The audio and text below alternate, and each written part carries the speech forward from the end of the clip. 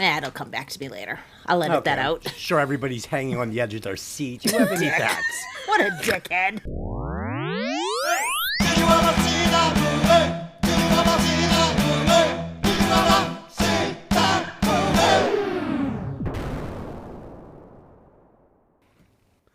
Welcome to Hey, did you ever see that movie? I'm your host, Des, and as always, I'm joined by my extra brainy little co-host, Lynn. Little Hand says it's time to rock and roll. And joining us again, the podcaster with 1,000 potions, Mikki. You threw a Mr. Wizard? Let me know if you find Jimmy Hoffa under the seat.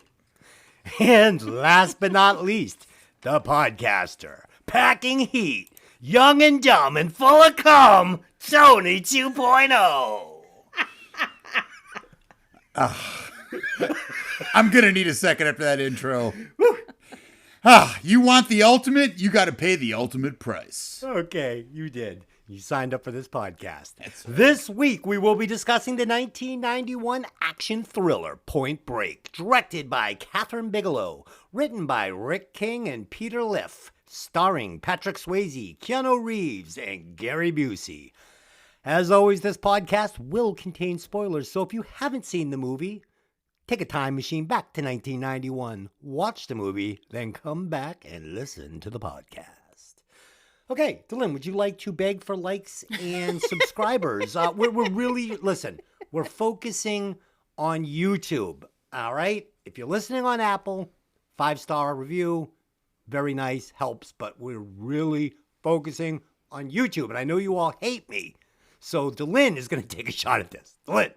It only takes a minute to like and subscribe. We have so many people that have been stopping by and checking out the show, and we really appreciate it, and we really love that you're here. But if you like and subscribe, that way you definitely get a notification when we drop a new episode, and you can always make a comment and tell us what you like, what you don't like, movies you'd like to see, stuff you hate. How much you hate Des, whatever you got to do. It's fine with us. Or you can just send him one of those awesome eggplant emojis. Yes. That's his favorite. Very disappointed. It was eggplant free last week. Well, we're going to work on that. Don't you worry. 220 plus listens on A Clockwork Orange on YouTube in a week. Nice. Without any new subscribers. Well, Tony subscribed. Thank you, Tony. Anything I could do for the cause, brother. Okay. I'm here. I'm here for you. I don't know if we got 1 or 2 likes, so we appreciate that. But we'd like to do better this week. So people, if you're stopping by, you're checking out the show, fucking hit it. Okay, that's it. Ooh. That's it. We've done enough. We've begged enough. I won't even embarrass myself with the thought of somebody commissioning a movie. That's clearly not going to happen. So here we go. In fact, if you'd like us to do a movie for free, just comment on the YouTube page. And there you go. Listen, I will give anybody out there $5 that wants to commission a movie. $5, all right. Okay. 5 whole American dollars. That's right. Spend any way you wish. I bet you I can't give a show away. Okay, let's see. I bet I can't sell a show. I can't give a show away for $5. All right. I'd like to welcome our new listeners in Guatemala. Welcome to the show. Known for their delicious panini wraps. I don't know. Panini wraps? I don't know. How about coffee? Guatemalan thank coffee. Man. Hola, señor Des. ¿Dónde está el café? And they go lovely with a panini. Nothing better than a cup of coffee and a nice panini. A damn straight. Okay, let's do some quick opening thoughts on this one. So this is a movie, being an extreme fellow myself, doing all sorts of extreme things my entire life, ranging from motocross to, I don't know, I've done a lot of stuff. I love this movie. To busting his ass on a BMX bike. Yes, I have tuned myself up on a quarter pipe as well. I think that was a key element of growing up in the era we all were able to experience. Oh no, that was like 2 years ago. Oh well, you got to relive the glory, right? What the hell? My first bone I ever broke was my collarbone in my grandfather's driveway. I'd set up a little wooden ramp at the bottom of this 90-degree vertical driveway and smoked my little BMX bike down at it. And as I hit it, the wooden ramp exploded and I flipped over the handlebars and broke my first bone. First Yeah. of many, many bones that would be broken throughout. That's actually how I got to meet welders and learn welding, was because I broke the frame of my BMX bike several times and had to have it re-welded by a guy who was just down the street from my house. So Must have been a nice BMX bike. well, it wasn't Having it after the repaired. 6th different surgery we had to put it together, but Holy shit, Yeah. Dad. Can I just get a new Huffy already? No, we're Nah. going to weld it. you shut up and fix it. Shut up and weld that fucking That's thing. right. What do you think? I'm made of money? Just get out of here, kid. Fuck. Okay. So like I said, I've seen this movie a million times. Awesome. But did it hold up? I haven't watched it in probably 6 or 7 years, and I was actually surprised by a few things. So let's find out. Delyn, had you ever sat down and watched this gem before preparing for the podcast?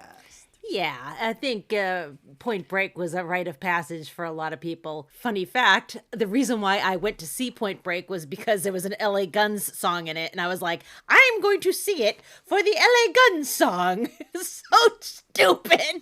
But that Nice. was why I saw it in the theater. Nice. I just recorded a song. For people who don't know, I'm a musician. I record music, write music, and I put it on my YouTube channel, which is Des. And apparently, I ripped the LA Guns song off a couple songs ago inadvertently. So I'd like to apologize to LA Guns for pilfering their music and putting out there as my own. Mikki, had you seen the movie before preparing for the podcast? Yes, I had seen it when it first came out, and then I think I saw it like, stop laughing. Yep, I've seen it. Okay. Tony, did you ever see the movie? I know you did because you were the one that picked it. Right. Yeah. I owe you $5. That's okay, buddy. You can put it on my tab. Number one, yes, I have seen it. Number two, I enjoyed it thoroughly. As we stated, it's a rite of passage film, about a rite of passage, if you will. And three, I think it held up because it is well shot. There's no two ways about it. It's a medium budget film, but it's definitely well done to the point where I still think it has matured well. We'll put it that way. I agree. I think I have to agree with you. Okay, let's do some facts on this one. I'll get us started. So Patrick Swayze, who played a skydiver in the movie, was an accomplished skydiver in real life. He made 55 jumps during the film, despite the studio's protests. They wanted him to stop, and he just would not stop. He also performed quite a few of the surfing scenes. I am stealing that fact from Delym because that's apparently what I do. Fact number 2, the film was originally called Johnny Utah, then was changed to Riders on the Storm, but they realized the words of the song really had nothing to do with the movie, so they finally landed on Point Break, which is the point where a wave breaks. It's surfer lingo. So there you go. That's what I got. Delyn, you got anything? Yeah, I got a few things. So 2 of the guys that are in The Ex-Presidents were actually surfers that just did like a little bit of acting here and there on the side, which I thought was kind of cool. The line where he mentions Utah's surfboard and says it reminds him of his 57 Chevy. He drove a 57 Chevy in Dirty Dancing. So I thought that was kind of a cool little callback. Yeah, I thought that was kind of cool. I was going to say, isn't there 1.2 where they go get food from like the Roadhouse or something? Oh, yeah. Yeah, I thought that was a little tip of the hat to Roadhouse with Patrick Swayze, but it turns out that is actually a famous restaurant or a famous place to get food in LA. So, Yep. Mikki, do you have any facts? Just that originally Johnny Depp, Charlie Sheen, and Val Kilmer were considered for the role of Johnny Utah. Really? Wait, can you run that list by one more time? Yeah, so it was almost made in '86 with Ridley Scott directing. Okay. And Johnny Depp, Charlie Sheen, and Val Kilmer were all considered for the role of Johnny Utah. God, I want that movie with one of those 3 actors. Anyone you pick, and it's better. Val. Because I I'm say going to tip Val. a little tip of the hat. But I feel like Keanu's acting was the weak link in this movie. It's fine, but I can imagine it with one of those 3 guys much better. Give me, out of those 3, give me... I say Johnny Depp actually for him. or Charlie Sheen. I was Charlie thinking Sheen. Val Kilmer for Patrick Swayze's role, but No one can take Patrick Swayze's role. He was magnificent, Yeah, I majestic. concur. Oh, shit. Yeah, you don't want to fuck with the Bodhisattva. That was No. that was perfect. It was perfect. It was like looking into the sun, like looking into the eye of a wild eagle. Okay. Wow, we're going off the board tonight, ladies and gentlemen. You better hang on. So not only was there an LA Gun song in this movie, there's also a Rat song. And the Rat song is at the very end of the movie. It was written for the movie specifically. It wasn't just a song they had that they just gave to the movie. And it did not show up on any Rat album until Rat put out a greatest hits later on. If you would like to go over and listen to the song that I have been accused of pilfering the LA Gun song for, it is called Cruel Morning Lady. So, Cruel Morning Lady by Dez over there on YouTube. Go check it out, and you can leave a comment if you think that I have ripped off LA Guns. What song is it, Dylan?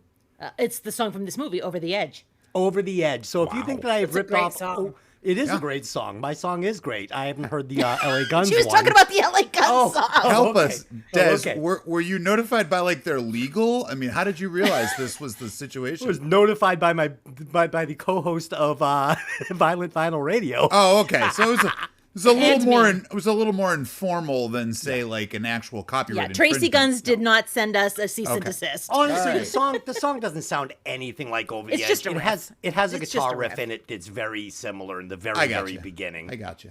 I gotta tell you, not the one that you're talking about, but the newest one you just sent out. Yes. That was fucking great. Okay, everybody, go check that one out. It's called That Girl. I just finished it and released it, really and good. it's really cool. It's really cool. So, okay, enough about me. Unless you guys want to talk about me some more, we can. No, thank you. It's all I hear about all Des, day let's long. let's get a little bit more into the podcast and we'll talk about you some more. Okay, Let's do stand it. by. Tony, what do you got for facts? Anything on this? Yeah, sure. Based on a 1984 book known as Tapping the Source, which is referenced actually by the young man whose name escapes me because I've slacked, and I apologize. It's okay. But he basically says to Keanu, who's learning to surf at that point, hey, man, you got to get back to the source. And that's also kind of a theme in this movie. Swayze likes to kind of harken back to things. They reference a couple of things quickly. The last line of Point Break and the last line of Red Dawn are both the words "Vaya con Dios" in Spanish, go with God. And you guys brought up a couple of Swayze harkens where he likes to call back to other films that he's done. I also figured that Swayze is awesome in this movie because, as you said, he is definitely addicted to skydiving, and not just skydiving, but actual like aerial ballet. If you watch some of those, He is a dancer. Yeah. some of those drop-ins are what they call high altitude, low opening. So basically, you have as much flight time as possible. A 30 or 40,000 foot drop, you probably have several minutes of actual free fall where you get to kind of just enjoy yourself. And it's the director did such a great job of capturing the beauty of, I think it was in Utah where they did the skydiving scenes, because it's like Lake Mead and the desert, and it's just so wickedly cool to look at.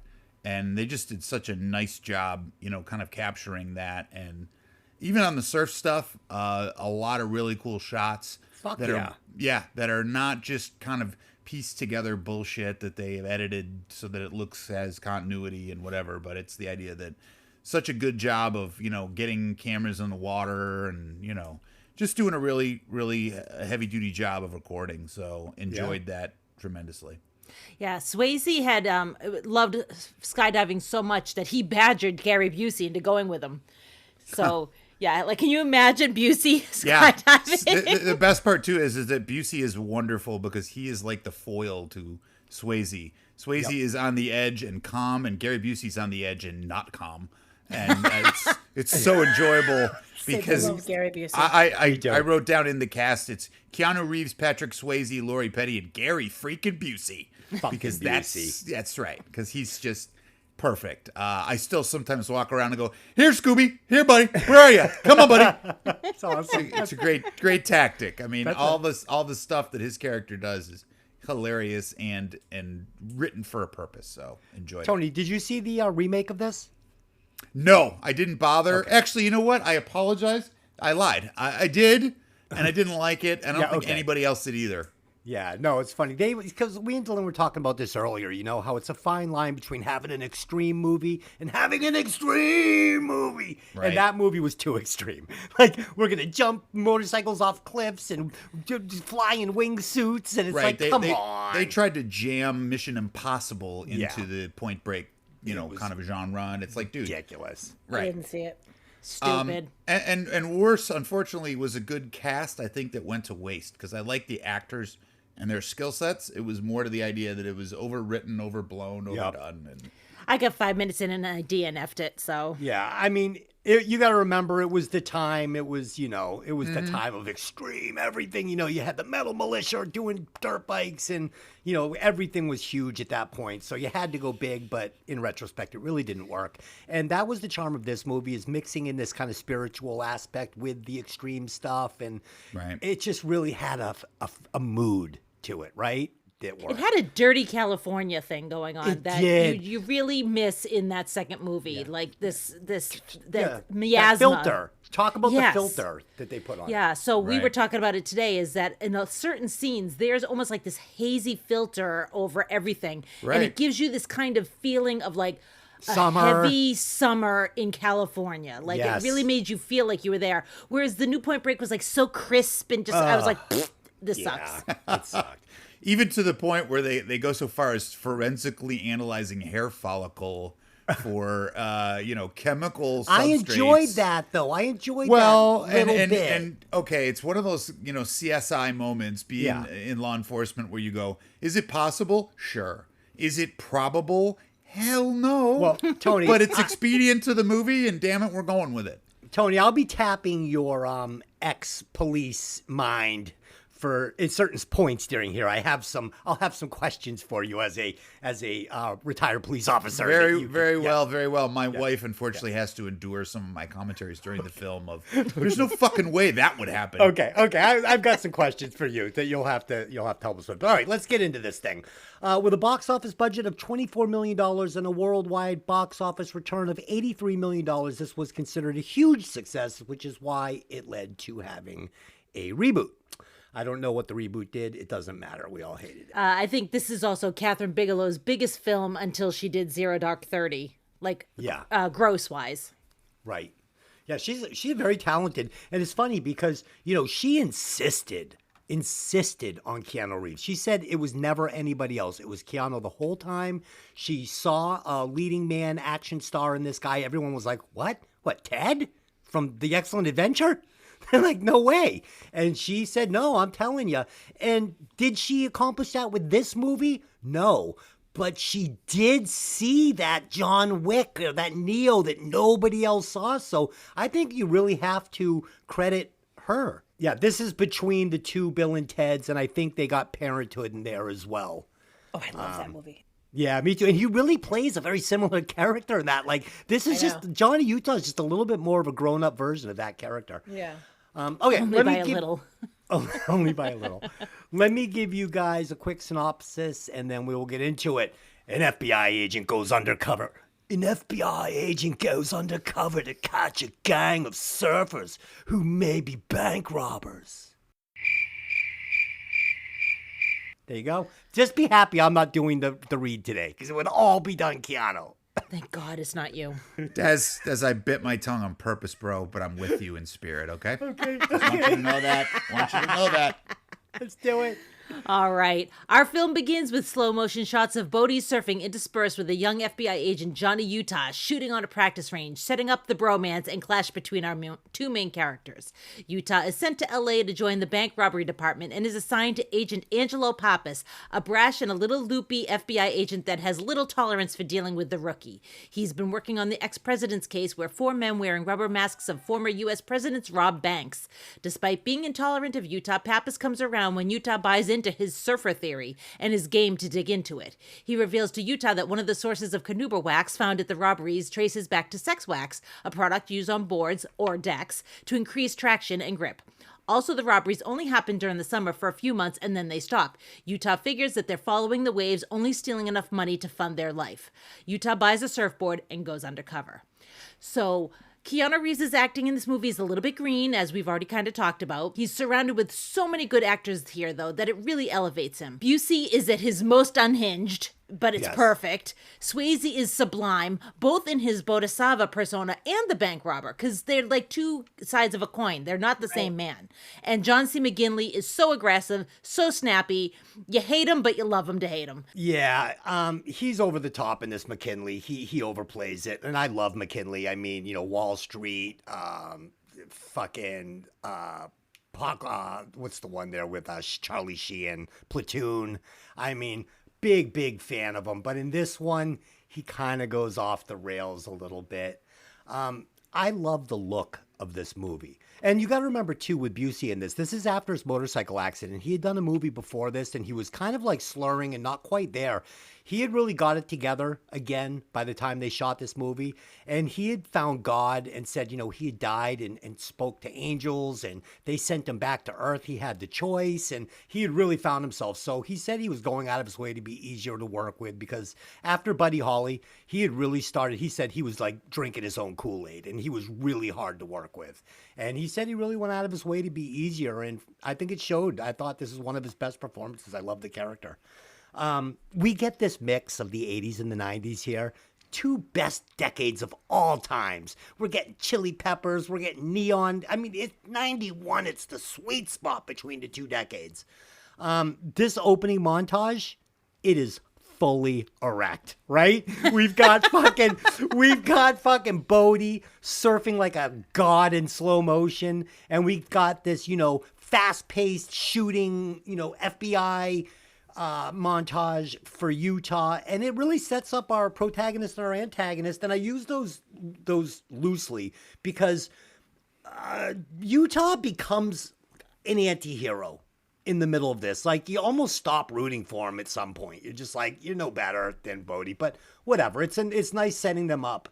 Let's talk about the bank heist, right? So this scene, super fun. I love the way it's shot. I love how the gang takes on the persona of each mask that they're wearing, right? I think that's a lot of fun. And it was supposed to be dead presidents, but they thought it would be more fun having, Ronald Reagan and Nixon. And I just really thought it worked. I thought it was very clever the way the scene of the bank robbery cuts from us watching this scene to us watching Pappas and Utah watch the scene. And I thought that was really, really cool. So in LA at the time, the 90s, late 80s, 90s, they led the country in bank robberies. But after this movie came out, it went crazy. And it is attributed to this movie. In 1992, on average, a bank in Los Angeles was robbed, get this, every 45 minutes. That is 2,641 heists in Los Angeles in 1992, the year after this came out. Wow. And you can compare that to 63 bank heists in 2023. So, I mean, wow, right? I was in a bank that got robbed once. Oh, talk about it. Yeah, I was working as a manager at a comic book store, and you would take your lunch and you'd put the little sign on the door, back in 5 minutes, and you'd go next door to the bank and you'd make the deposit from the day before. And so I walked into the bank with my deposit and I'm waiting in line and, not really paying any attention. And the guy in front of me walked up to the counter, and as soon as he walked out the door, the girl hit the button. She goes, "I just got robbed," and the door's locked, and that was it. I was stuck in the bank. I'm like, but the guy got out, right? Yeah, the guy got out. Perfect. So we had to stay, and I had to call my boss and be like, "I'm locked in the bank. I can't get back to the store. I will be back there as soon as I can get there because I'm locked in the fucking bank." Wow. And the police came, and I had to give a statement and the whole thing, and then they let me go, and I went back to work. And you had no idea that he was robbing? No clue, because he did the thing. He had a hat and glasses on, and he just passed her a note. She filled up his bag, passed it back to him, and he went. And that was how quick it went. Wow. Delynn got me some really cherry comic books from that store. She got me Spider-Man #5 with the first appearance of Sandman. Really? I don't have it anymore, unfortunately. No, of course not. But he sold it for drugs. Oh, fuck you. Tony, what did you... Moving right along. Holy shit. Gloves are off. Sorry. Yes. I told you it was going to be a fucking tough podcast tonight, didn't I? Shit. I could predict it. Let me see. Let's see. There's so many good points you guys hit. Damn, this is a tough show because when you go last, you got to be really innovative because you guys get all the didn't cookies. go last. I let you go before Mikki this time. Oh, you did? Oh, thank Yes. you. Golly. See, shows you how much fucking attention I got to pay. I didn't I'm do the it one- intentionally. and I'm the one drinking the tea. I didn't do it intentionally. It's because I fucking eat. Well, I haven't finished my coffee to my own credit. Plus, you carbo loaded me full of pizza and chicken wings. That's not All right. fair. Mikki, what do you got on this section? Let's not break protocol. I think it was All a right. mistake. Damn. That's it. I'm never speaking again. Yes. Oh, I'm speaking to you, lady. Don't you worry. This isn't dysfunctional date night for no fucking reason. Perfect. Classic. What did you ask me earlier today? If I have bubbles in my head or above my head? What? You asked me. What are you talking You about? asked me something today when I was talking, and when I said if we were going to go to the beefery. The beefery? What the fuck is a beefery? That's an excellent question, isn't it? Yeah, Holy- it's called. Hey, we we would go to call the it beefery? a butcher shop. My wife refers to it as the beefery. Called it a beefery. The beefery. Holy shit. Yeah, I said, what do you have, like 6 thought bubbles at the same time coming up here? Because we're driving back. She's got her clutch of beef that she's now thrilled with, her steaks. So she's like, back off or I'll kill you. And then she's like, hey, should we get a new bed? I'm like, where the fuck did that come from? Random thought number 11 today. Where did that come from? It's just, and I'm watching these little thought bubbles pop out of her head. I don't know if you guys were aware of this, and I should have put this in the fun fact, but did you know that Keanu and Patrick also were in Youngblood together in 1986? Yes. Okay. Good movie. Good movie.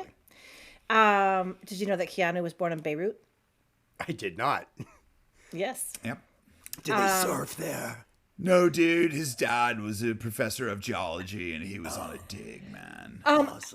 When you guys were talking about how this was like it just made you think of like summer, and it reminded me of the way it was filmed, of The Doors, the way The Doors was filmed. Yes. Yeah. Do you know what I Kind mean? of Like, hazy. yes. Yeah. I had seen this, but I had forgotten that Lori Petty was in it because I can't stand Lori Petty. Me neither. God, she's annoying. I didn't think she was as abrasive in this film as she was in other things she's done, but I don't know if it's her voice. I don't know what it is. She's not a horrible actress. I think it may be her voice. I don't know. Like, What, was it her little boy haircut? no. yeah, but it was the 90s, Des. That was the shit. Yikes. But anyway, I thought that John C. McGinley was awesome, but I do feel like he overacted a little bit in this role. I have to say, I wasn't a fan of Patrick Swayze's haircut, his shag. Oh. Yeah. Oh, I I disagree. Yeah, it made me wet. I give you a pants scent. Yeah. I don't know. It kind of bugged me the wrong way.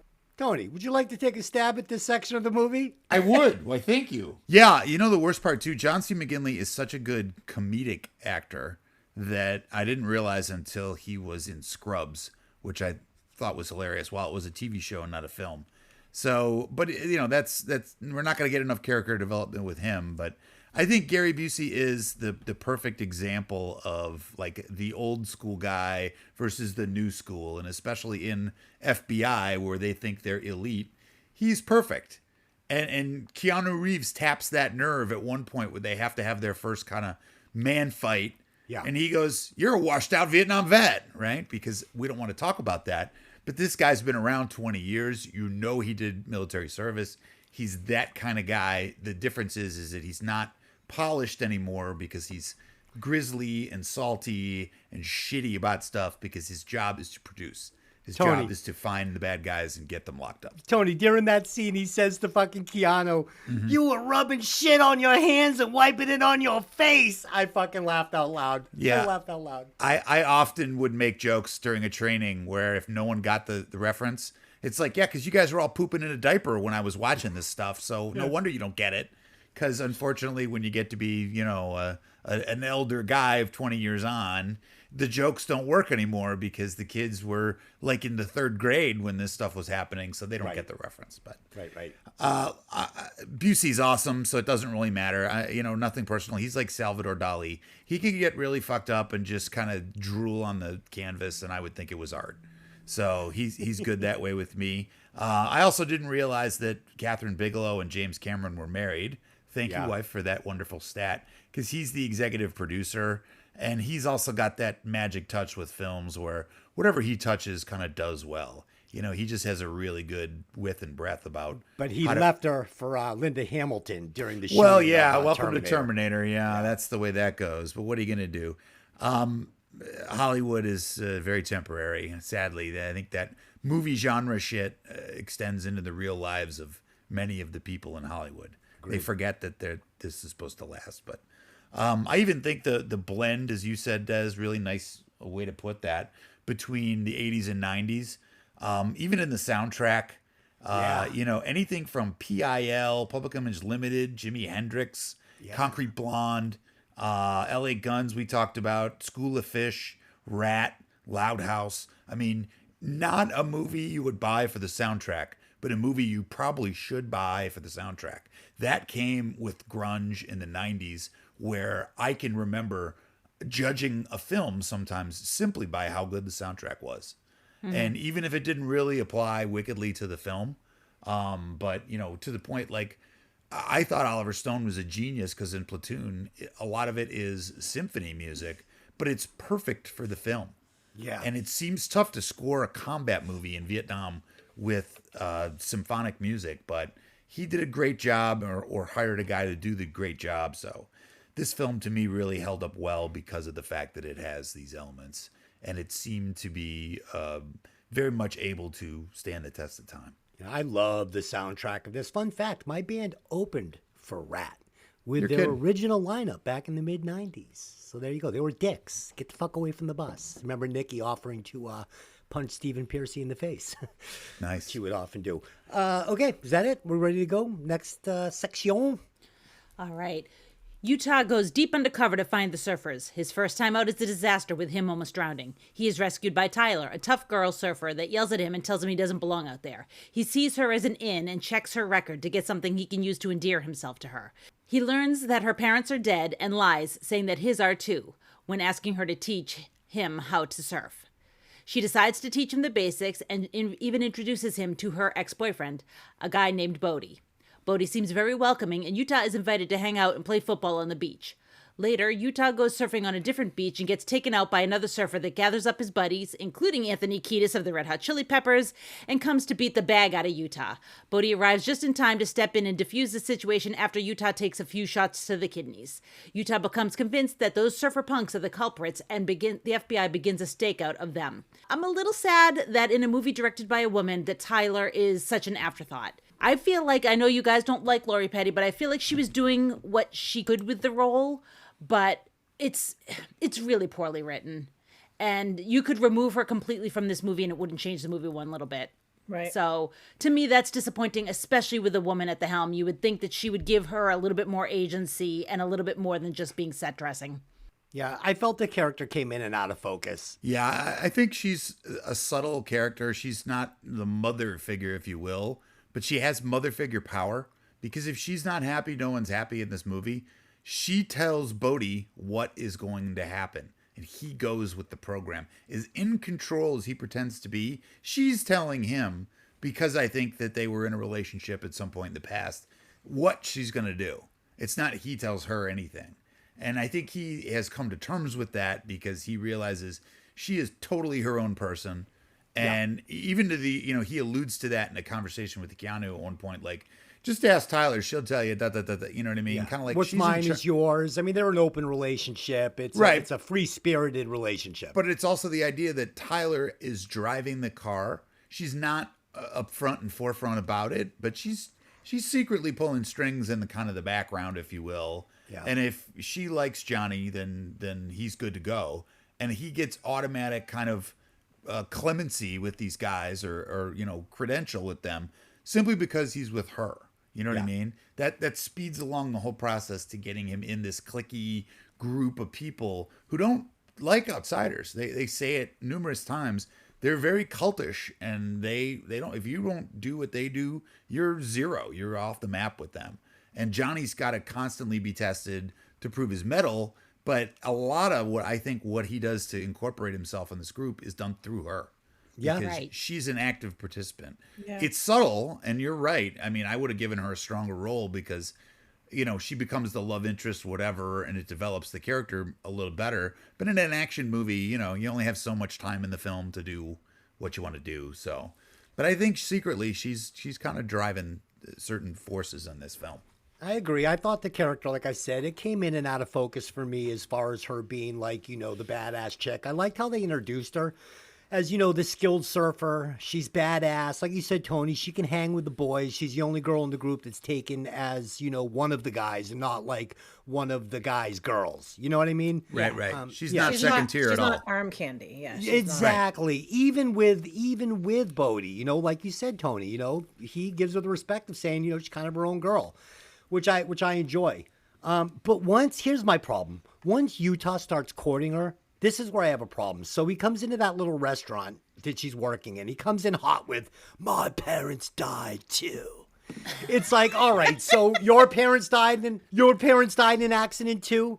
Like, come on, you're not going to be suspicious. Like, really? Right. This guy shows up out of nowhere. Now he's telling me his parents died too. Nobody suspects a thing. Also, Bodhi knows who Utah is. He knows who he is. He's a B-level celebrity, college football star. He never checks the story out before accepting him into the group. I mean, I get it. There's no internet then, right? But he could easily find out if his parents died or if he became an FBI agent after his football injury, right? No, he just accepts him at his word. And his word is, I went to law school after I fucking had my football injury. No red flag there. Oh, really? You went to law school? So, like, what are you, like an FBI agent or a lawyer? Or, well, I mean, like, even if he's a lawyer, he would be on the side of the law. So you don't want that guy hanging around if you're robbing fucking banks. Okay. I'm going to stop you guys there. There are plenty of lawyers who could give fuck all about the law. True enough. Because they do some dirty, underhanded, evil shit. True enough. That is very fair. But the point is nobody's seen the red flags. They're so obvious. We get the montage of Utah and Tyler surfing and falling for each other. It was super lame, right? But it's foiled with the legend of Bodhi, right? So we still haven't met Bodhi. So after we watch Utah suck at surfing and we see this little like love montage, it's like something right out of the Karate Kid. We get this montage of Bodhi surfing in slow motion. It's fucking... Go ahead, Dylan. Okay. Just because you called down the Karate Kid, where they play football is the same beach. Same beach. From Karate Kid. Yeah. Oh, wow. Nice. And it feels like it. But so we go from that montage, that lame ass montage of those two, to this quick montage of Bodhi surfing, and he's a god. And I said to Dylan, man, they really got an actor that looked a lot like fucking Patrick Swayze. She said, no, that's Patrick Swayze. And I was like, God damn, I'm like, this fucking guy is epic. And what a loss, right? I mean, fuck, man. Yeah, fuck cancer. Yeah, he owns this role. He dominates this movie. His performance is top notch. I love this character. But again, nobody's seen the red flags. I mean, let's talk about this fight with the Chili Peppers, right? I love this. It's ridiculous, but I'm not hating it. It's so 90s. And after the fight, more red flags. Here comes Gary Busey running through like, a partner. Like he looks like a cop, like running to the rescue. But, Johnny says, there's some guys over there you should probably check out. Like, it's like he's telling his partner, go check these guys out right in front of fucking Bodhi. And Bodhi doesn't say anything. And then he literally ends this scene with, so, Bodhi, tell me about that gang of surf guys. Like, do they do illegal shit? Like, do they like rob banks or anything? It's like, dude, why are you asking me all these fucking legal questions about this gang of surf? Like, come on. Tony. Oh, I'm sorry, Mikki. I just said I wasn't going to skip over you. Mikki, come on. I agree. I have to say that I was very impressed by War Child. Yes. Love War Child. Oh my God. I when he said he's that's like, actually "War going to be Child?" Mickey's new nickname in our house. Whenever she has a fit, I'm going to go, okay, War Child, nice job. Put down the steak, War Child. That's it. Yeah, put the steak down Oh now. my god, that was just. I get it because I laughed so hard at War Child. I could not take that guy seriously. Like, do you know what I mean? Like when he's like, oh, blah blah blah, War Child. I was like, I look over at him. I'm like, War Child. Did you just call him War She Child? actually did say that. Yes. Holy Well, one of my favorite nicknames in all cinema is Animal Mother from Full Metal Jacket. Yeah. And nothing personal, but that is a great name because Animal Mother would make it sound like, you're close and you coddle things and you bring them up and you raise them and whatever. And the guy's a machine gunner and he likes killing. War Child is a little bit just less subtle. He's a surfer and he likes killing.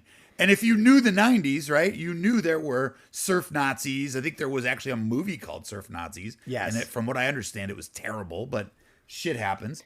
I do agree with you, Delyn, on making her role could have been better. It could have been fleshed out more. And honestly, she did good with what she had. Yeah. I don't like that actress, but she did good. And I think They didn't give her a lot to work with, No, they didn't. And what they gave her, I mean, she did well with, but it's kind of like, and I've only seen a couple of them. I know there are like 30 by now, but like the Fast and the Furious, like Michelle Rodriguez. Michelle Rodriguez has probably starred in 30 different movies and she plays the same fucking character in every movie. Yeah. Do you know what I mean? I feel Yeah, like she was the same character in the Resident Evil movie. She was the Yes. same character. Yeah. Mhm. yeah. So And nothing against her. It's just no, she's a little no. one-dimensional. she's very typecast. But I think this character could have been so much more, and I think it could have been more integral to the story if they had just Flushed it out more. beefed it up a little bit. Yeah. Honestly, it would have been a cooler story if she was one of the ex-presidents.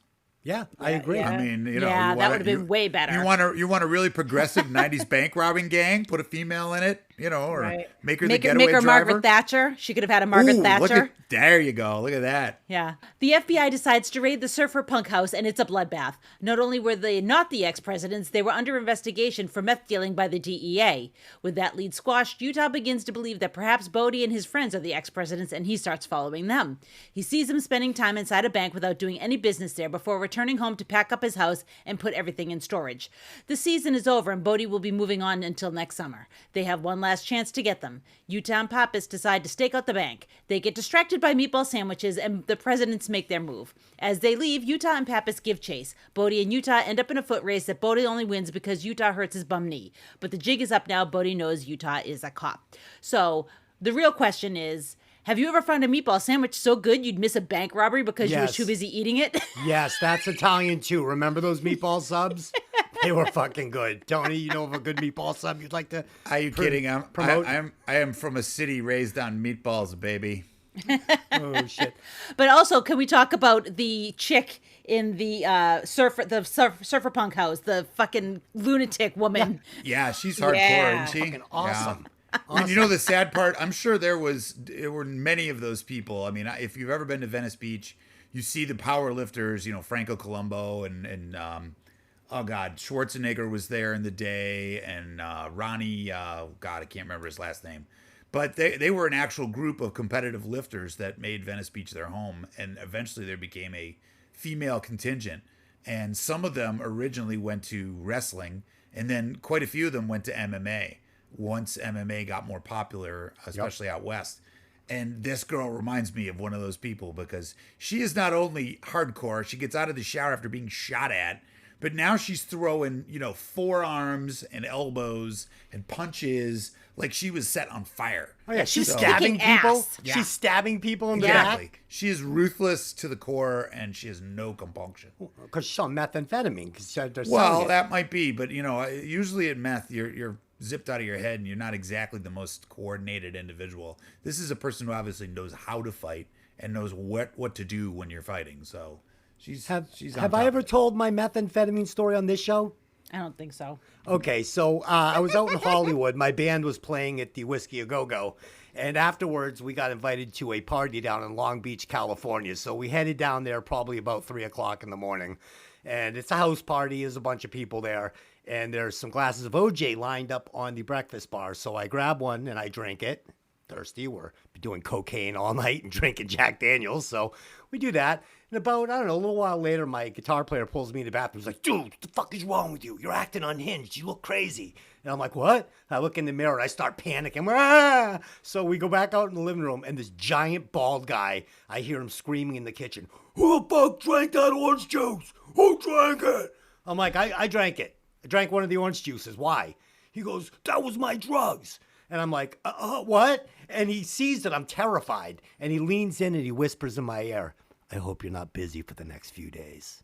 And he walks away, and I am immediately taken to Cedar Sinai Hospital, where I laid in a dark room as they pumped me full of fucking Benadryl until about fucking noon, when I was able to go back to the hotel where the guy that was managing our band at the time loaded me up with Vicodin? No, Valium.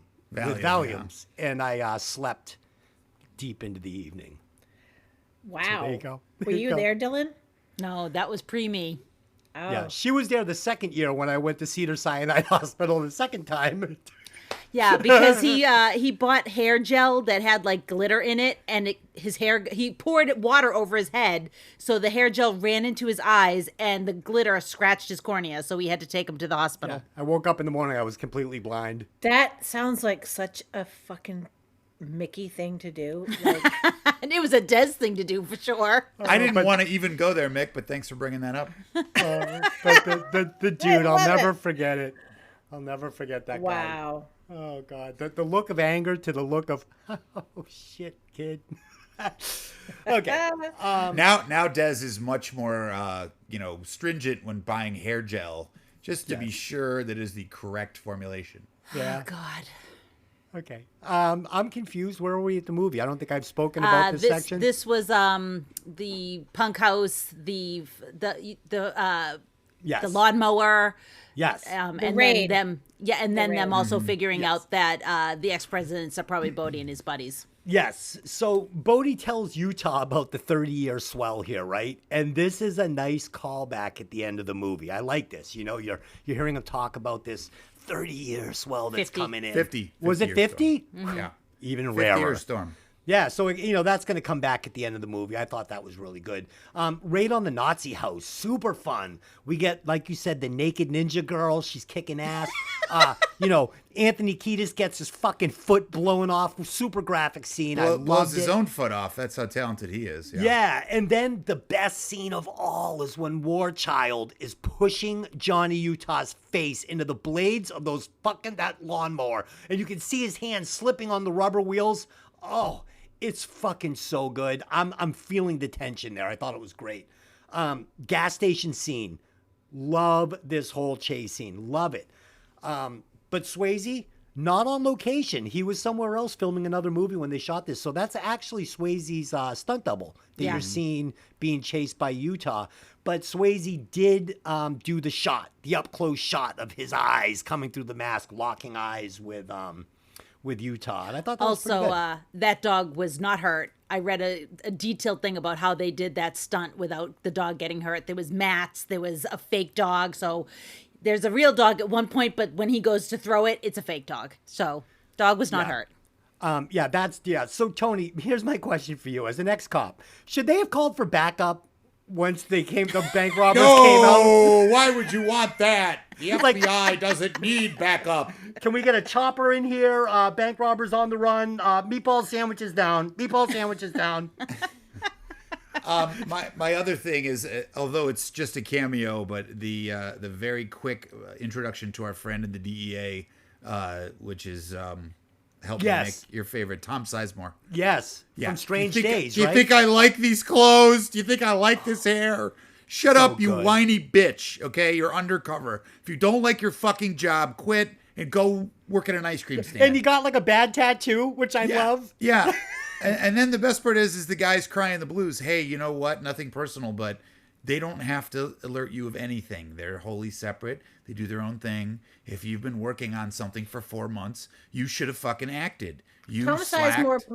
Sizemore plays whiny, miserable man very well because he's always in like a lot of his roles. He does the exact same thing. Sadly, he shouldn't because that's not manly at all. It's whiny and bitchy. He's dead now, so that doesn't really He have is? a lot. Is Yeah, he? sadly, he died young. Die of meatball sandwich he consumption? died a couple years ago. Yeah, I think he had like liver failure or something somewhat more intense. But my other thing too is, do you break surveillance to go and grab a couple of meatball hoagies? No, you probably don't. And not only that, but you wouldn't want to just surveil with one unit. You know what I mean? Oh, we're gonna watch the front door. Okay, most banks have more than one door, and believe it or not, bad guys don't go in front doors many times because they don't want to be obvious. They want to be subtle. He died in 2023 Wow, I didn't know. from a brain aneurysm. Oh, I'm sure I have one. Holy shit, I hope not. He's still alive. It's really sad because he was very, very talented. He was just so fucked up. Yeah. Well, if you saw Strange Days, now you know why. Yeah. Mikki, what you think of Yes. these sections of the movie? Nazi surf house. What do you think? I agree with you. The chick in the shower, she was just out of control. I thought the scene at the gas station with like the big fight and the chase scene was really cool. The scene with the gas pump was awesome. Yes. Yes. Kids, don't try that at home. Yes. It won't work. Thank you. But I felt like the fight scene was a little over the top. It was a little sloppy because like at one point I rewound it because I'm like, that wasn't even Keanu, and you could tell. But that's just me being nitpicky. But I thought that was a little sloppy. I thought that could have been done better with all the other cool shit they did in the movie. I just thought the fight scene was sloppy. It was a cool scene, but I think it could have been better. Right. But I love it. I love when they lock eyes. I love, because I was thinking, how is he? Because I had forgotten the movie. Like, how is he gonna do this now? Because now they've seen him. Do you know what I mean? Like, if he was smart, he would have sent someone else and not. Yeah. You know what I mean? And Yeah. Mikki, it also kind of makes the last half of the movie awkward because you're watching Utah and Bodhi interact with each other and pretend like they don't know that they know, and we all know, and it's like, I don't know. Yeah. I think Yeah. that's actually done purposefully because of the idea that there's both mutual respect and I won't say hatred, but there's derision between the two characters. And Bodhi is that guy who doesn't he doesn't bubble over. He never lets the anger come to the surface. His job is to internalize and then make the most intelligent play available to him at the time, right? Right. That's why he's the leader. That's why he's the boss. That's why he's the bodhisattva. He doesn't allow the internal strife to ever show and affect the way he does things. And then when he does do it, it leads to the demise of the gang, right? He breaks the trend, screws up the robbery, goes into the safe. They all tell him don't, and he does it anyway, and it turns It into feels shit. like he's burning the whole thing to the ground. Yeah, well, Right. that was the other thing I was going to say is Bodhisattva is somebody who forgoes nirvana so that others may reach it. And he does the exact opposite of that. Yes. He's the one that reaches the end and the rest of them are dead. I know I'm jumping ahead, but it's like, it's just very funny that that's what his name is. And he basically does the exact opposite of that. Right. And sadly, he's not really distraught by that. You No. know what I mean? It doesn't Not at break all. his chain of events as all his compatriots are killed. Yeah. no. You know? He doesn't- drives away in that Jeep at the end, whooping it up with his buddy. Woo! Sorry, Johnny, you were who so close, man. Who he then That's pretty good, murders as well, because Yeah. it's always better to keep the money than split the shares, equally. Yep. I've got these two voices down. I've got them down. I'm putting out a killer Bodhi and a killer fucking Johnny Utah tonight. Not usually on You are definitely killing it. I'm killing it. Mm-hmm. Okay. Are we good? Anything Yes. else? Okay. Yes. So Lynn's like, yes. Let's move along. All right, Johnny, let's go. Tyler discovers Utah's FBI badge and takes a shot at him before leaving. Utah leaves her a message trying to explain himself, but before she can get back to him, Bodhi arrives at Utah's house and takes him skydiving, which was so incredibly awkward. It remains unspoken that Bodhi knows that he's FBI, but Bodhi reveals that he's taken Tyler hostage and will kill her if Utah doesn't help the president's one last heist. However, for whatever reason, Bodhi deviates from his MO and goes for the vault this time. The extra time gives an off-duty cop and a security guard the balls to take a shot at the robbers. The guard, the cop, and one of the presidents end up dead, and Utah is knocked out by Bodhi to take the heat from his own force. Pappas knows Utah made a bad call by falling into Bodhi's trap, but he defends his younger partner anyways. He says he's taking Utah in, but really as soon as they get out of the bank, he uncuffs him and they go after Bodhi and the other presidents. So to me, this is a huge plot hole. You know, him breaking his own rules. And, you know, Des and I talked about it today, and he was like, well, you know, it's a big last score so that he doesn't have to do it anymore. But it's like, you have Utah there already. There's already an anomaly in your normal MO. So why go to the vault and start this process? To me, it's a huge plot hole, and I disagree with them using this as a plot device. Yeah, I disagree because I think what's going on here is Bodhi realizes that he now has been, you know, they know who he is and they're never going to stop looking for him. He's robbed tons of banks and he needs enough money on this last heist to basically disappear. And he ain't going to do it on what's in the drawers. So he's going for it. And if people have to die, people have to die. He is in it for himself. He's a narcissist and he's not painted that way, but it's kind of a fun character arc we get out of him where he reverse character arcs. He devolves in front of us. He starts off as, you know, like you said, Bodhi, and, you know, it's all spiritual, man. And by the end, he's just like, fuck everyone. I burnt this bitch to the ground. I got the money. Everyone's dead. I'm on my way. So honestly, I felt like Johnny Utah went too far with Tyler, right? When he slept with her and made her fall in love with him, that's not part of the case. That's bad. So I can understand why she was so hostile. You know, she took a shot at him. She should have fucking capped him. And this is where That's really kind of bad too, Des. Just FYI. Yeah, this is where they really started kind of painting Utah as a bit of an anti-hero for me. In the plane, they're gonna pass around this parachute, fucking with Johnny Utah. Oh, take my chute. No, take this chute. Take that chute. So in the military, there are soldiers that just pack chutes. That's what they do, right? And they're regularly made like once a month, twice a month, whatever. I don't know exactly what it is, to take a random chute and jump out of a plane with it. A chute that they've packed out of like one they've packed, you know, chutes all month. They'll say, grab one and you're going to go jump out of a plane. And they do this to make sure that they're paying attention during every single chute they pack. Like there's no bad day. There's no like, you know, oh, I was thinking about something else. No, you're thinking about, I might be wearing this chute next week. So it's kind of a fun little fact. I actually picked it up from a different podcast.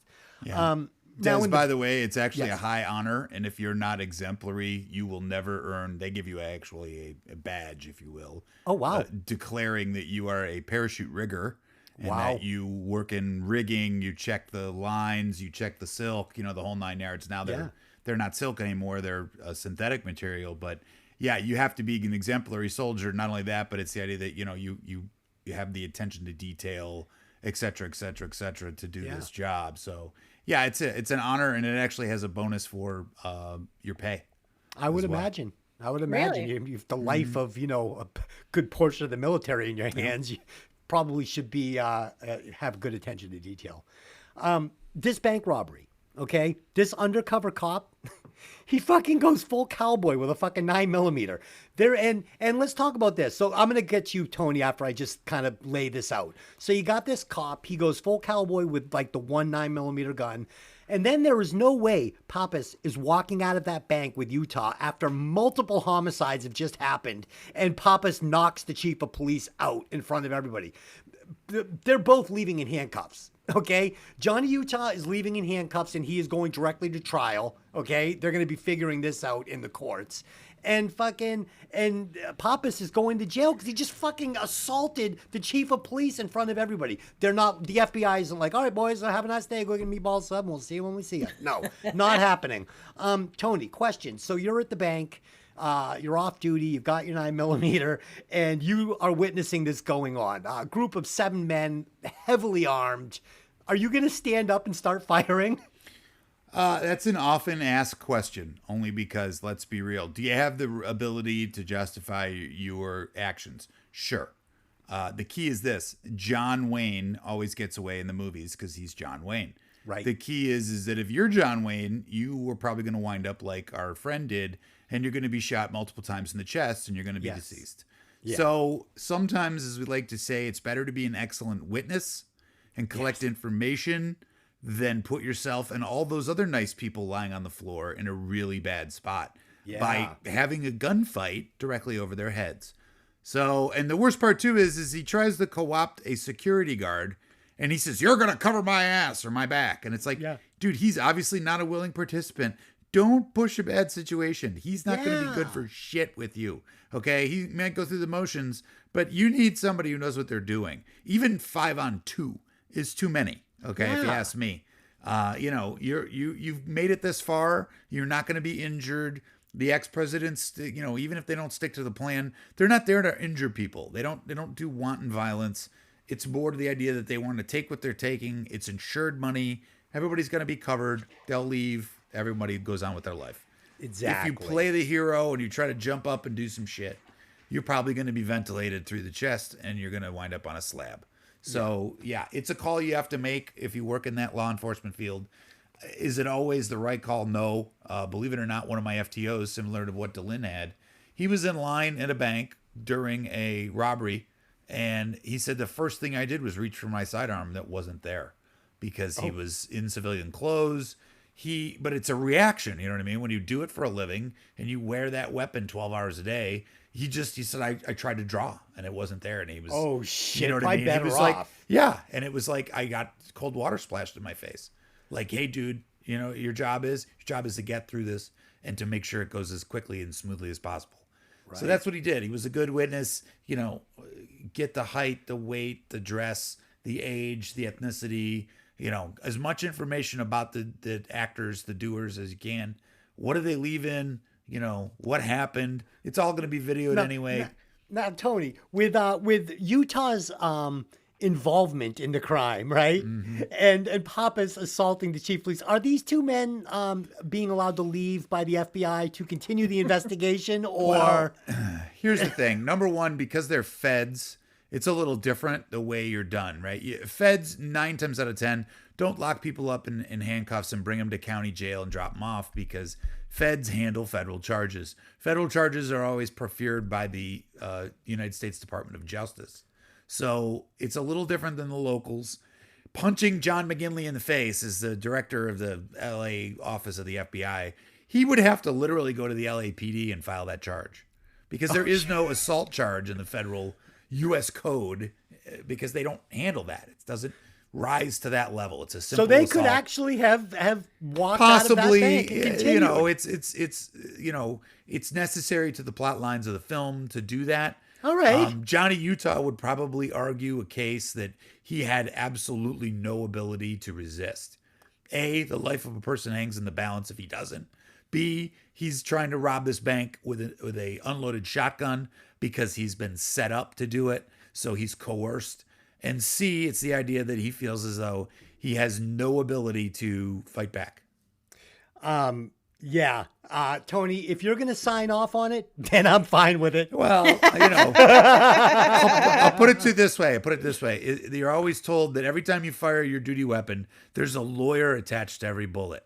Awesome. So make sure before you pull the trigger, you can justify it to a jury of 12 people and an attorney who may be prosecuting you or he may be prosecuting the bad guys. So it's the idea that, when they're driving down the street and he runs out and goes, pow, pow, pow. And it's like, dude, you wouldn't do that. You would not shoot into the back of a moving car with a bunch of civilians in the backdrop. You don't know where those bullets go. If they miss the car, they go somewhere. If they go through the windshield of the car and into somebody else's car, they could be possibly injured or killed. You don't, it's not going to Yeah. stop them, and this robbery is now over. You got to bite your lip and just go, they got away, but we'll get the sons of bitches next time. Yeah, I actually said that to him when we were watching it. I go, no cop is going to just start randomly shooting in a busy intersection. They're just not Yeah. going to. Yeah, that's a great You way to know? get fired and then prosecuted by your own agency. Yeah. Mikki, what do you got on these scenes? I agree. I mean, I think that there's no way, and I like when he kind of rolls over and I know it's a different scene, but when he just shoots up in the air, I just, that was more realistic to me, the frustration. Yeah, but he's also a trained professional, and that's what an 8-year-old kid does. He gets frustrated and shoots the gun in the air. If you're at the FBI level, you're supposed to be able to internalize that and, do it in a somewhat safer manner. I know he's in like the LA River, but it's the kind of thing where those bullets go somewhere and then they come down. Yeah, it's And true. they could come down in like the backyard of people having their kid's 8th birthday and kill one of those people. He should have popped. So- He should have popped Bodhi in the leg. Is what he should have done. I mean, then Bodhi Yeah. has to go. Yeah, to a he's supposed to be a hospital. hot shot. Yeah. Yeah, Yeah, well, and it's fucking, easy to shoot at paper. It's a lot harder to shoot at people. Well, Pappas actually says that to him though. He says, "You don't miss. You don't miss," because he knows that fucking Johnny is a sharp shooter, and he won like best shot with a handgun in like FBI training. I mean, he's like, "You don't miss. You did it on purpose. You're getting too close to this guy." Right. So, and that's what you also adds to the whole kind of dynamic of the end of the Hell film. yeah, and where it- they're in competition for everything, right? It's a seesaw battle of yin and yang between these Yeah. two guys. It's a bromance. Well, Yes. it is. It's also like a dance, right? Who's leading? Who's following? Where are we going? How are we going to get there? You know what I mean? So it adds to the whole to plot. the weight the weight of the final scene between them, because deep down, I mean, Brody did help Utah kind of find himself and realize that he doesn't want to be a cop and he does want to surf and get more spiritual. And maybe at this point, Brody is starting to become everything that Utah was pretending to be. Right? Like he's actually becoming someone that's going and surfing for all the right reasons. And I thought it was, we'll get to the ending, but yeah. Utah and Pappas go to the airfield and find Bodhi and the others loading up the plane. Utah tries to approach Bodhi while Pappas hides in support behind him. However, one of the presidents, Roach, sees him there and shoots him in the back because he's a fucking rat. For his trouble, he also gets shot in the gut.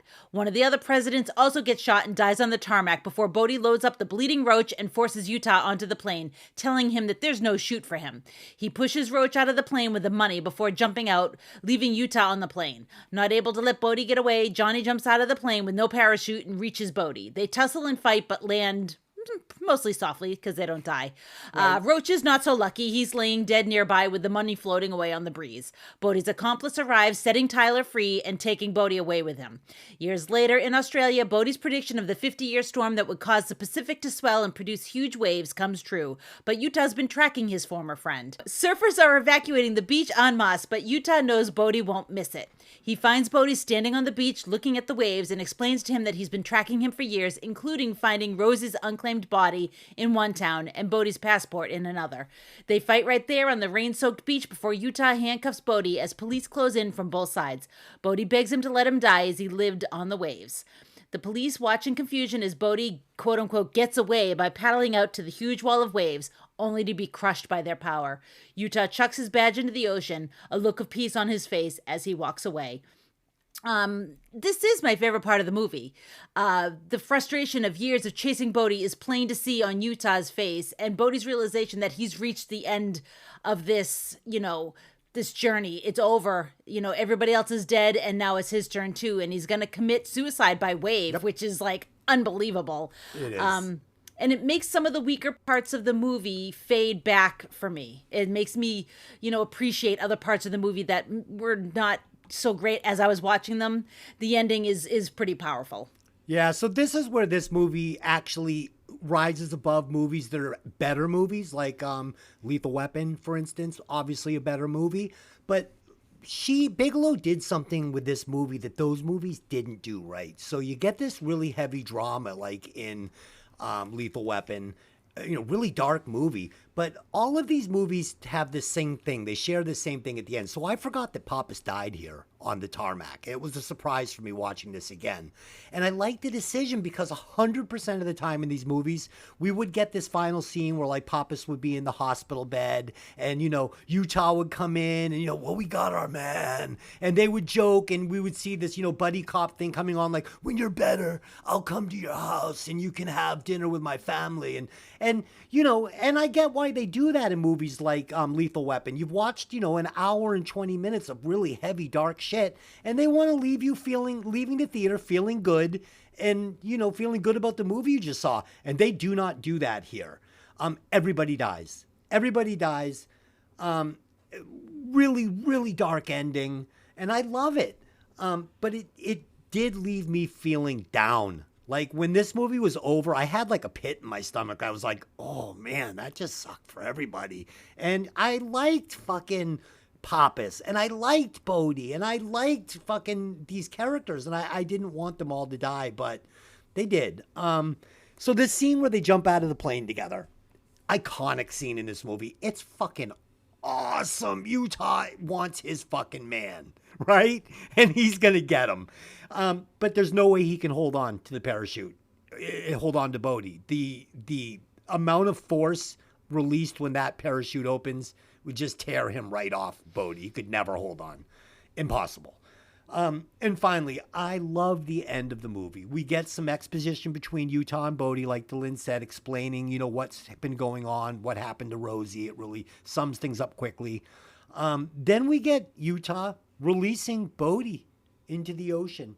He's going to let him go. For that moment when he's got him handcuffed to him, I think that Bigelow did a really, really good job of explaining to us who Bodhi is and how being chained up in jail would be literally like putting an eagle in a bird cage. Like, you feel for him, even though the character deserves to go to prison and suffer.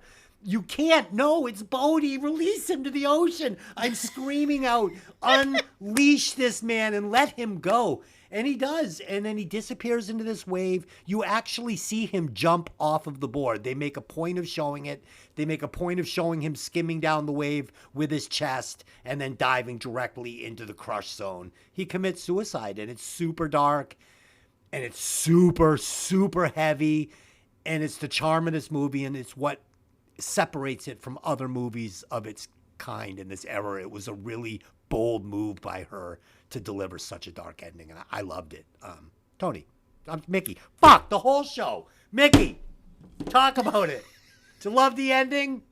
Did you cry? I did not cry. I did like the ending. I thought it was a very fitting ending. I like that he, even though his kind of mission for the last several years was to get Bodhi, I love that he also understood who he was and offered him, I hate to say it this way, but gave him some grace and allowed him to go like he wanted to go.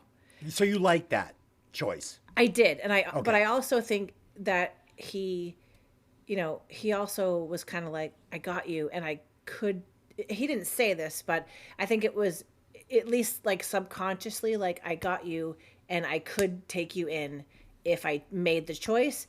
But so I'm better than you, but I'm going to let you go. 100%, Mikki. Yeah. Once he had him handcuffed and had him dead to rights, he was ready to let him go. Yeah. I have to say, the skydiving scene, while intense as it was, I thought was a little unrealistic. Could he have caught him? I don't know. Could he have held on? I doubt it. No. But it was a cool scene, and I understand why they did it. It was like but I also, a part of me too, didn't like the fact that, because I know Bodhi's a bad guy, when it comes down to it, because he's robbing banks, but I didn't like that I understand why he did it, but I don't like that he took Tyler and used her. I feel like that's almost beneath his character. Right, because the whole thing is like he's doing this, he's robbing banks, but it's insured money, so you're not hurting anybody. Right. But here he takes this woman who this used to be my woman, I loved her, and whatever, Right. and he's gonna let Rosie shank her to death. Like, Right. okay. Yeah, I didn't like that at all. But I think overall, I did like the way he kind of gave him the grace and said, "Okay, you're gonna go. I'm gonna let you go how you want to go, but I fucking got you." Like, Yeah. so I did like it. Yeah, I just can't say enough this character of Bodhi and how deep the character was, and it was just a great character. We're learning that he's a psychopath and he's fucking a little tapped out. Tony, what'd you think of the end of the movie? Did you love it? Yeah, you guys hit all the high points. Essentially, she kind of foreshadows this ending, the entire film. All of Bodhi's great lines. We're all gonna die. The only question is how. If you want the ultimate, you got to pay the ultimate price. Bodhi, although we find out he's a little bit of a snake and not such a high-spirited, spiritual, I should say, individual because of some of the things he does. But he lives the code, you know what I mean? He lives the whole idea of, I would sooner have death before dishonor, right? So he would rather wind up killing himself doing something he loves than going into a cage and spending the next 25 years at, Atlanta Correctional or something of that nature. And I think that, Johnny understands the situation. He's kind of at a crossroads in his life. He's not the FBI's guy. And it's the kind of thing too, where, he has experience in it because of the things he's done in his time. And he knows who Bodhi is to the point where he's going to say, I'm giving you one last chance to be honorable and dispose of yourself so that the system doesn't have to dispose of you because of what you've done. Yeah. So he's good about it that way. But it's, I don't want to call the guy a warrior, but it's to the idea of the warrior would sooner take that path than bring, shame to his cause. Yeah. So. Tony, there's a scene in the movie that I mentioned at DeLynn where Bodhi goes in, where Utah goes in to talk to Tyler at the restaurant. It's the first scene where he lies about his parents. Mm-hmm. But in that speech, I think he's telling the truth about everything else, why he played football, why he went to the academy, all of these things. Again, very good character building. And at the end, it's like Bodhi did lead him to the realization that, he was doing all this stuff for the wrong reasons. And, exposed him to the ocean, the spirituality, and he released him for that. It was a really nice ending. I mean, dark but nice. Yeah. As far as that goes, Des, you're absolutely right, because if you're building a cover story, you can't create 68 lies. Yes. It has to be rooted in your facts of your life, because otherwise you'll fuck it up at some point. Someone will question you about things and they'll have a snippet of information and you'll give the wrong answer because you can't remember all the bullshit stories. You need to base it all in fact. Now you lie a little here and there, but it's the kind of thing where, if it's not based on who you really are, you're going to screw it up and you're going to wind up getting burned. And that's the last thing you ever want to do, if you're undercover. So you're absolutely right. And it is a little bit of who Johnny is. He has to reevaluate things in his life when he's not going to go pro because he's got a knee, that's messed up. He's got to change gears. When he goes to the FBI and he realizes this isn't really his thing, he's got to change gears.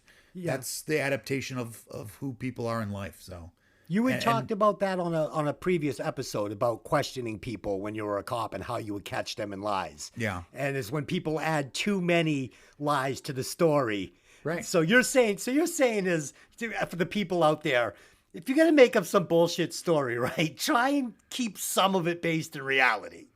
Yeah, absolutely. Because let's be honest, you've got to tell it straight, right? If you tell it cockeyed every time, someone's going to realize it eventually and call you out on it. And they don't even have to be right. Sometimes just the accusation that you're, undercover or fed or whatever is good enough. Right. As we see a lot of times in the press, it doesn't matter if they have the facts. This simple idea of raising suspicion. He was involved in an extramarital affair. What?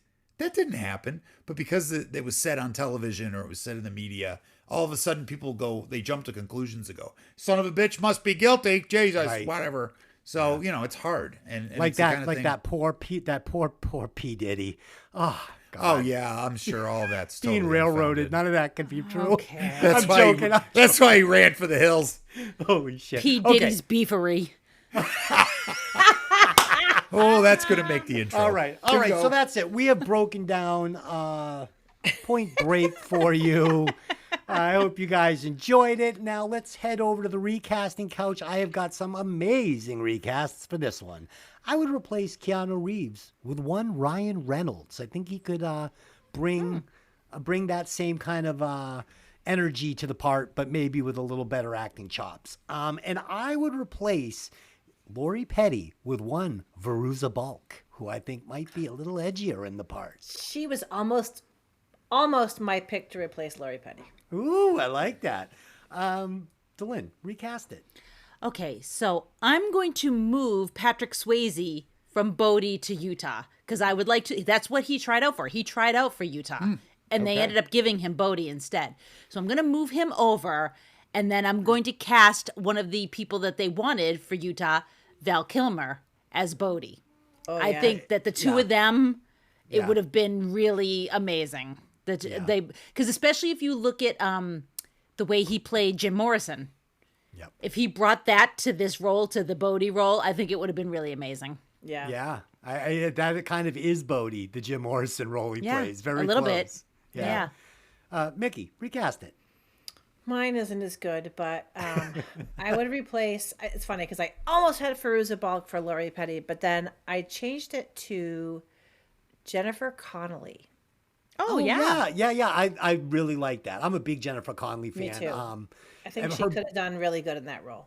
Her best performance ever was Career Opportunities. Oh my God. Was that when they were in Target? Yes, that's Okay. what's made me want to be the nighttime cleanup boy at Target ever since I saw the movie. It's my dream. One day I'll do it just because it's on my bucket list. I want to be the nighttime cleanup boy at Target. It's good to have a dream, baby. My favorite Jennifer Connelly is Labyrinth, of Labyrinth, course. yeah, me too. When she's riding the little 25-cent horse in the Target, it's fucking magnificent. If there are any You're such a Target- sicko. I know. I'll do it for minimum wage. Tony, would you like to recast this movie? I kind of went off the board. I got a little bored. I should say I got a little disjointed with some of our favorite cast members. I went with Brendan Fraser for Johnny Utah. Nice. Oh, I like I like it. that. I like it a Because lot. I wanted a guy who could really act. Yeah. And I Yeah. thought he From could do a little Encino bit. Man, kind of the way he played it in Encino Man. No, I wasn't thinking of No. Encino Man, but I got you. I got you. Okay. As far as the female, I don't know. I got confused a little bit, and I was going in different directions. I wound up with Winona Ryder, only because I think she's a better serious actress, and she's not quite as screechy and cryy. And... She's a little too skinny to be surfing. Okay, well, I didn't know you had to have a height and weight limit, but what the fuck. Long and the short, I don't think I could touch Swayze. I didn't find anybody that I think would do better. My other difference too is I think the supporting cast is so good.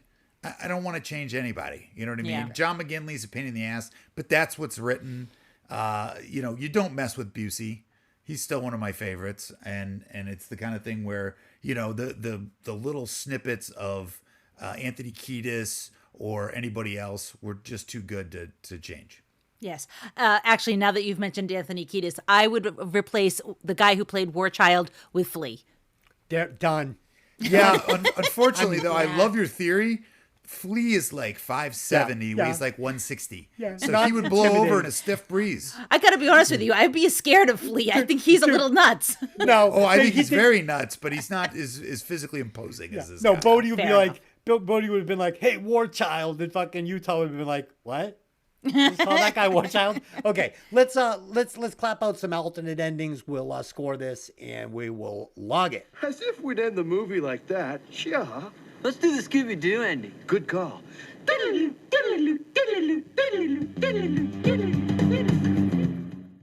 So I will get us started. I have a lovely, lovely alternate ending for you all this evening.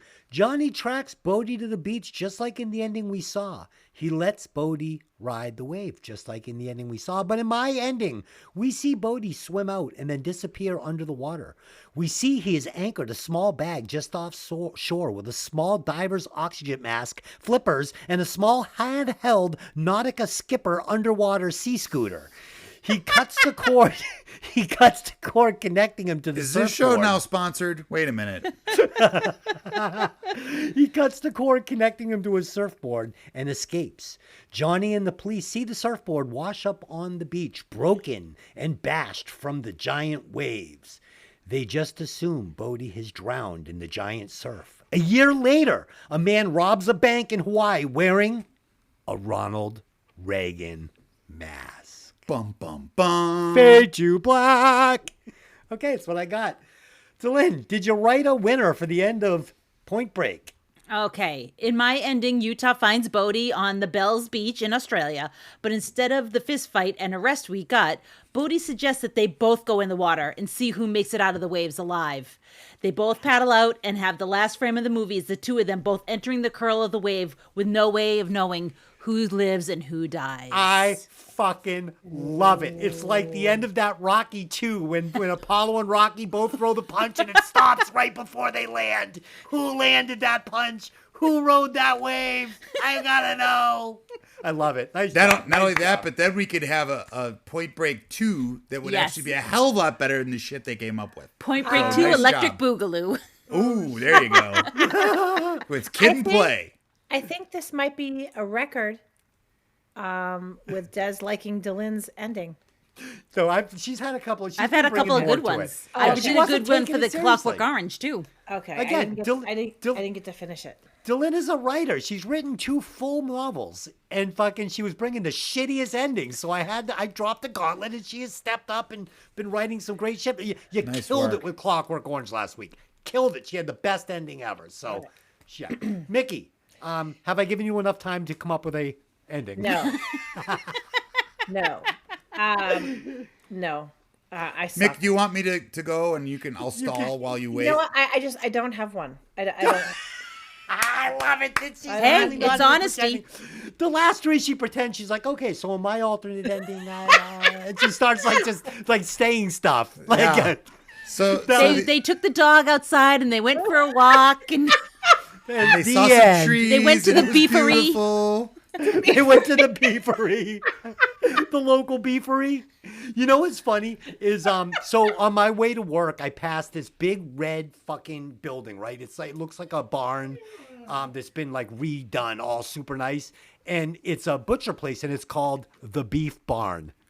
Nice. Yeah, it's in Rhode Island. Rhode Island. So Beef bar. yeah, so if you're in Rhode Island and you're looking for some meat, head over to the Beef Barn.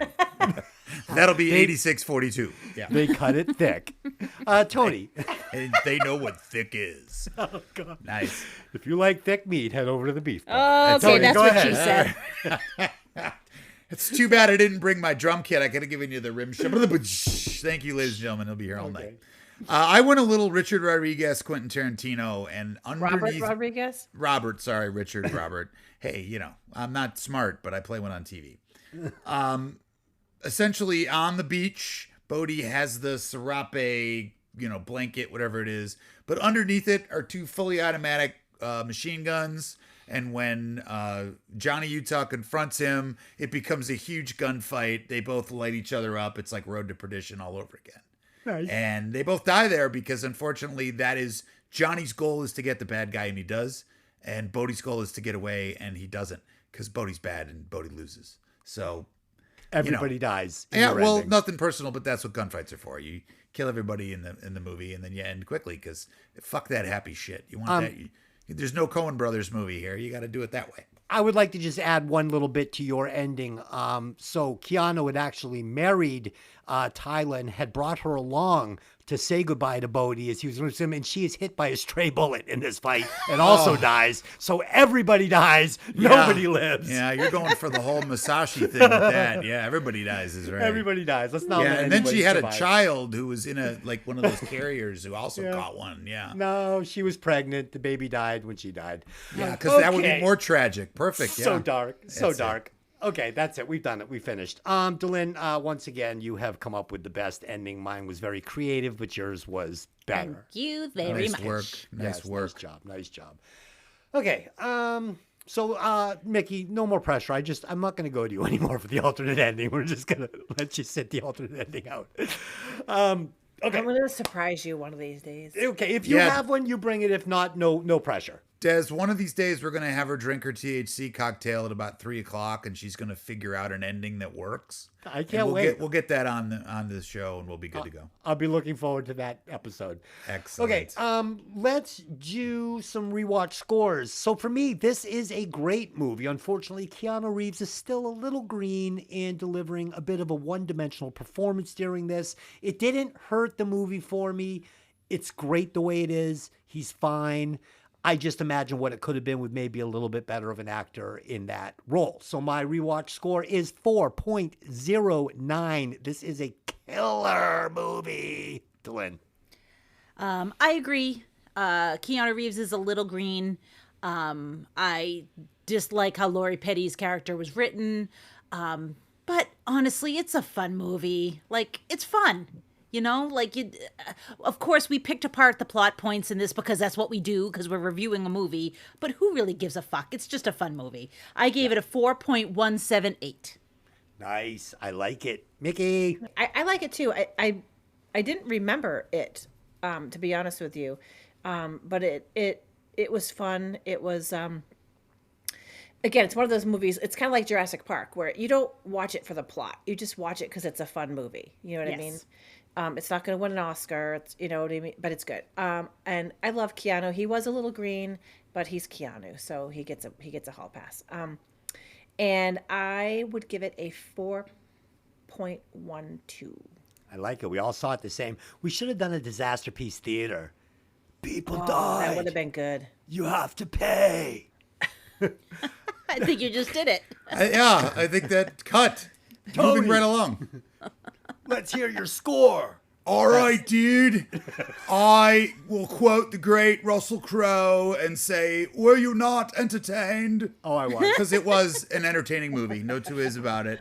And you know what? Like you guys said, I am willing to forgive all the sins of this script, actors, etc., because I dug it. And it was on sale on my mind. It was only $3.99. So I'll give it a 3.99 as the score, because it was still king hell. It's like a good wine. It's cellared well, and when you bring it out and you drink it, you're like, this is the stuff. Nice. We all saw it the exact same. I mean, those scores were all within a half a point of each other. So, Delyn, add them up. Let us know where this thing lands. What's above it? What's below it? Okay, so it is at number 40, and it's all by itself at number 40. Right above it is A Clockwork Orange. Interesting. Oh, wow. Right below you just it did that is last week. yeah, and right below it is a three-way tie between Black Christmas, The Heat, and Bridesmaids. Interesting. I think A Clockwork Orange is probably better than this, but, you know, It is. whatever. It's above it. Yeah. okay, well then but look at that. What's the margin? Like slivers. Oh, Slivers. Okay. 100th of a point. Nice. Wow. Okay. All right, so there you go. We will be back in 2 weeks where we will be reviewing Your Next, the slasher movie, with original flavor Tony. I don't know if he's packing heat or not. I'd have to guess probably not, but I bet he He's has just a- extra crispy. He's not packing heat. I bet he has a giant knife, though. Okay, and on our... He has a machete just like I do. He already told us. I know he has a giant clown like the one in fucking Hell House in his fucking man cave, so there you go. And on our sister podcast, Violent Vinyl Radio, we will be back and we will be breaking down Skid Row's debut album, Skid Row. So get on over there if you like music and check it out. Until next time, I just have one question for you. Hey, did you ever see that movie? See you later. That was the best impression you did the entire evening.